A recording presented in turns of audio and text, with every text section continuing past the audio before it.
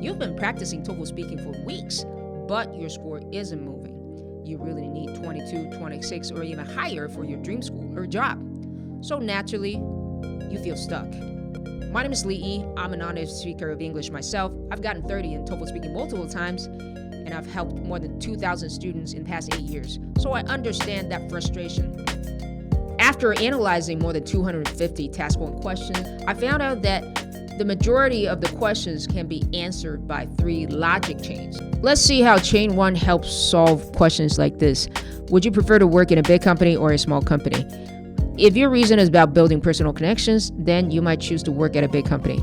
And in your example, you might talk about how after working in a big company, you have a lot of chances to meet many new people and work together with them, hang out with them, have a good time with them.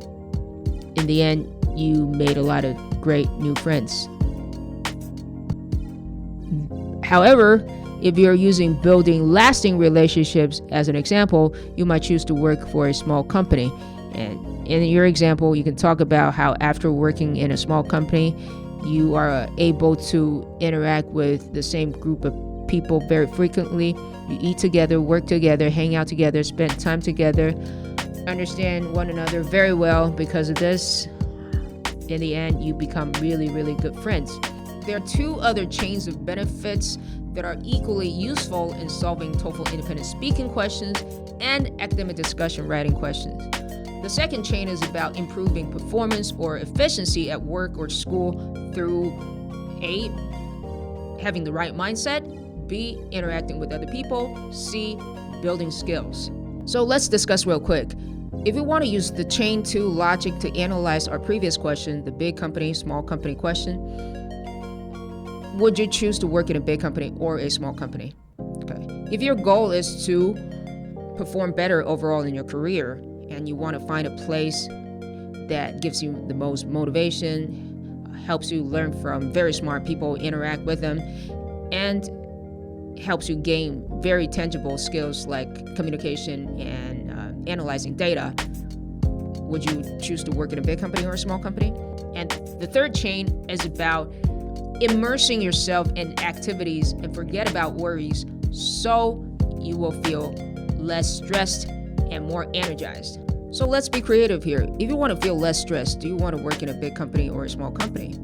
If you choose to work in a big company, you might say something like, well, in a big company, there are usually a lot of facilities or activities for employees to do when they feel burned out. For example, I love to go to the company gym when I feel frustrated at work.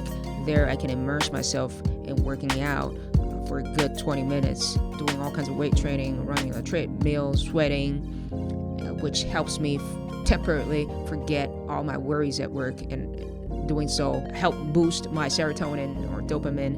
And so when I get back to work, I feel totally relaxed and fully energized. I'm ready to work again, something like that. Now we're going to talk about integrated questions, task 2, 3, and 4. You have taken the tests before, so we all know that it's less likely for you to predict your answer because the content varies a lot, right? But we can still improve the predictability of our answers by taking our notes in a specific way and by connecting our sentences through specific methods as well. Let's look at note-taking first. There are, of course, many different note-taking styles. There are even people who take no notes, okay? But we are all humans with limited short-term memory, so usually people need to take some notes. However, the problem is that when we glance at our notes, sometimes we cannot formulate sentences immediately, right? That hurts fluency, that hurts your grammar. So let's look at 2 different ways to take notes. On the left-hand side are my SVO-based notes. By SVO, I mean subject, verb, and object. First, let's use my notes. You can pause the video and try connecting these 4 lines, or you can follow me. Okay, 1, 2, 3, go. The professor mentions an adaptation to help animals move through the darkness under the sea, and the professor uses the anglerfish as an example. The anglerfish has a long spine, and at the end of the spine is a glowing tip. On the right-hand side are abbreviation-based notes, like these.